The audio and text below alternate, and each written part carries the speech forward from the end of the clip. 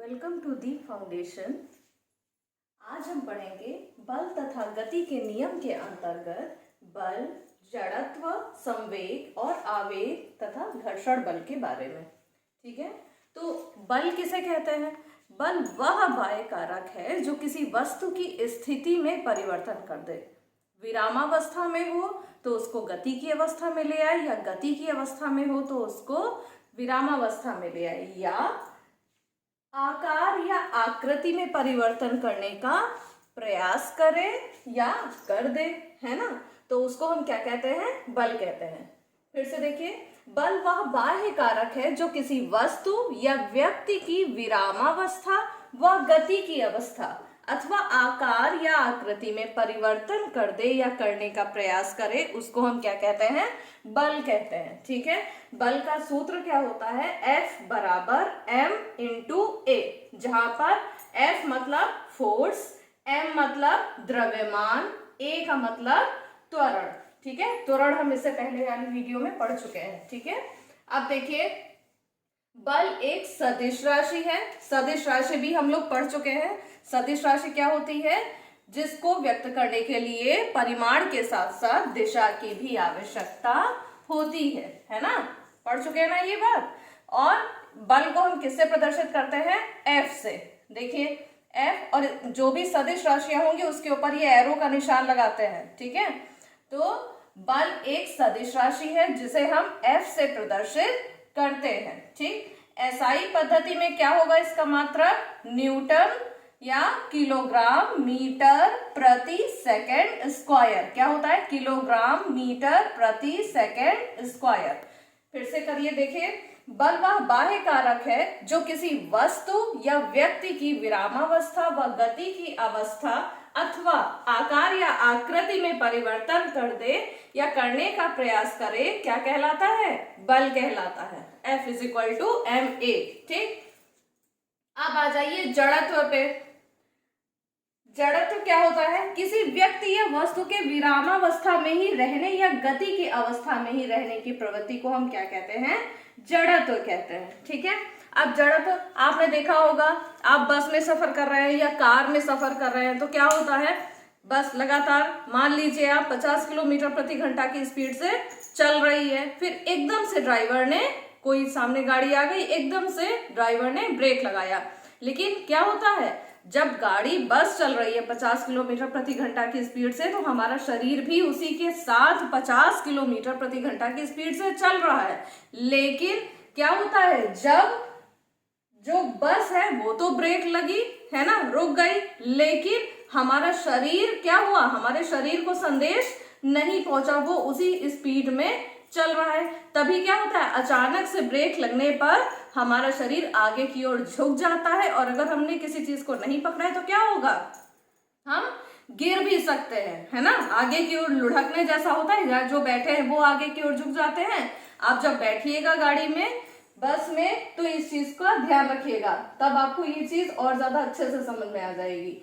ठीक है, अब देखिए, परिभाषा एक बार फिर से देख लेते हैं। किसी व्यक्ति या वस्तु के विरामावस्था में ही रहने या गति की अवस्था, अगर गति की अवस्था में है तो गति की अवस्था में ही रहना चाहेगा, विरामावस्था में है कोई वस्तु तो विरामावस्था में ही रहना चाहेगी। ठीक है, इसकी प्रवृत्ति को ही हम जड़त्व कहते हैं। जड़ होना, है ना। विरामावस्था है तो विरामावस्था में ही रहेंगे, गति अवस्था है तो गति की अवस्था में ही रहेंगे। इस प्रवृत्ति को, इस जड़ होने की प्रवृत्ति को ही हम क्या कहते हैं? जड़त्व कहते हैं, इनर्शिया। ठीक है, किसी पिंड का द्रव्यमान उसकी जड़त्व की माप है। ठीक, ये जड़त्व समझ में आया है सबको। अब आगे देखिए, मोमेंटम, संवेग। संवेग क्या होता है? किसी वस्तु के द्रव्यमान, किसी वस्तु के द्रव्यमान तथा वेग के गुणनफल को ही हम क्या कहते हैं? संवेग कहते हैं। द्रव्यमान तथा वेग के गुणनफल को ही हम क्या कहते हैं? संवेग कहते हैं। और संवेग को हम किससे प्रदर्शित करते हैं? P से। देखिए, संवेग को हम किससे प्रदर्शित करते हैं? P से। और क्योंकि अब ये एरो लगा हुआ है ना, तो ये कैसी राशि है? सदिश राशि है। ठीक है, सदिश राशि और अदिश राशि के बारे में पढ़ने के लिए आप लिंक पर क्लिक कर सकते हैं, इसका वीडियो मैंने बना रखा है। ठीक है, अब देखिए समय के फॉर्मूले पर आ जाते हैं। P is equal to M V, है ना, ये है हमारा संवेग, ये क्या है द्रव्यमान, और ये क्या है वेग। वेग भी सदिश राशि है और संवेग भी क्या है सदिश राशि ही है। ठीक है, ये देखिए यहाँ पे लिखा भी है हमने। मात्रक क्या है किलोग्राम मीटर प्रति सेकंड। क्या मात्रक होगा किलोग्राम मीटर प्रति सेकंड। ठीक, और एक दूसरा न्यूटन सेकंड। ठीक है, चाहे आप लिखे किलोग्राम मीटर प्रति सेकंड या न्यूटन सेकंड। ठीक है, m वस्तु का द्रव्यमान है, v वेग है। ठीक है, अब आ जाइए आवेग पे। आवेग को हम कहते हैं इम्पल्स। क्या कहते हैं इम्पल्स। ठीक, तो आवेग क्या होता है, किसी वस्तु पर बल अल्प समय के लिए आरोपित होता है तो बल तथा समय के गुणनफल को ही हम क्या कहते हैं आवेग कहते हैं। क्या कहते हैं आवेग कहते हैं, है ना।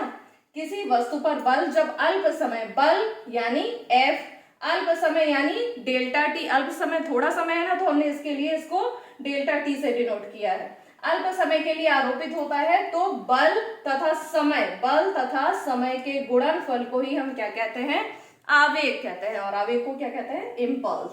ठीक, आई क्या है, ये भी सदिश राशि है। ठीक है, तो मात्रक देखिए इसका भी मात्रक क्या है किलोग्राम मीटर प्रति सेकंड। ठीक, जिसको क्या कहेंगे न्यूटन सेकंड। ठीक है, घर्षण बल पे आ जाइए। घर्षण बल आपने देखा होगा, कोई भी चिकनी अगर सतह होती है तो क्या होता है, आपकी बॉल है या आप खुद चल रहे हैं तो क्या होता है कभी कभी पैर फिसल जाता है ना। और यही कोई खुरदुरी जमीन या उबड़ खाबड़ जमीन पे पैर फिसलता है क्या, उबड़ खाबड़ जमीन पे पैर फिसल गया, ये सुना कभी नहीं। क्यों, क्योंकि जब जमीन उबड़ खाबड़ होगी या समतल नहीं होगी तो क्या होगा घर्षण बल, लगने वाला घर्षण बल यानी जो व्यक्ति चल रहा है उस पर या जो वस्तु उस पर लुढ़क रही है या चल रही है उसके तल और पृथ्वी तल जो जहां पे वो चल रहा है उस सतह के बीच में क्या होगा घर्षण पैदा होता है, और इसी को लगने वाले बल को हम क्या कहते हैं घर्षण बल, फ्रिक्शन फोर्स।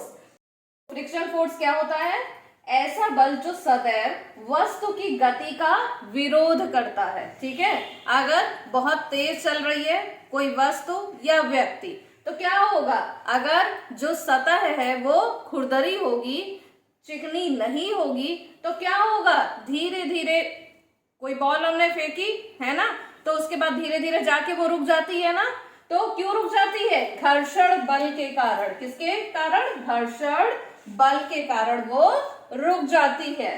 तो इसे क्या निष्कर्ष निकलता है कि चिकनी सतह पे घर्षण बल कैसा होगा, कम होगा, और खुरदरी सतह पे घर्षण बल कैसा होगा, ज्यादा होगा। ठीक है, क्योंकि गति का विरोध कौन ज्यादा करेगा, जो खुरदरी सतह होगी। चिकनी सतह पे तो वो और ज्यादा क्या होगा, फिसलता जाएगा, एक टाइम पे उस पे भी रुकेगा। हमने क्या कहा, घर्षण बल कम या ज्यादा, ये नहीं कहा कि घर्षण बल होगा ही नहीं।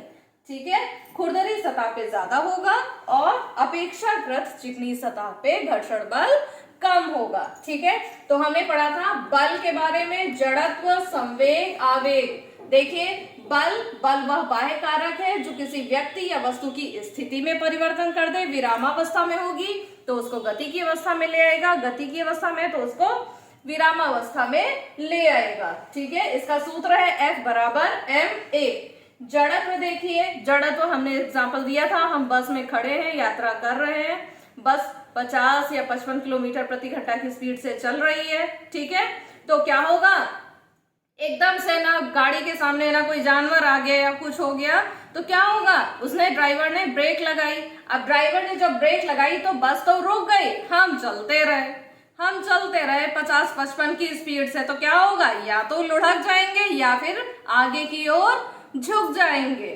ठीक है, तो इसी जो ये प्रवृत्ति है उसी को हम कहते हैं जड़त्व। क्या कहते हैं, जड़त्व।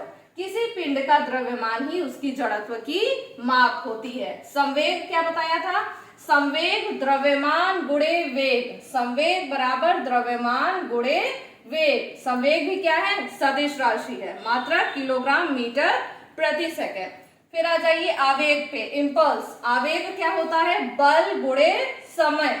ठीक है।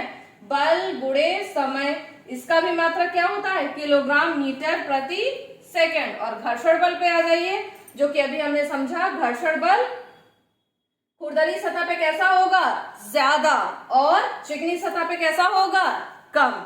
ठीक है, होप आपको ये सारे टॉपिक्स समझ में आ गए होंगे। इस तरह के और टॉपिक्स और वीडियोस देखने के लिए हमारे चैनल को जरूर सब्सक्राइब करें। वीडियो पसंद आया हो तो इसे लाइक करें और चैनल को सब्सक्राइब जरूर करें। Thank you.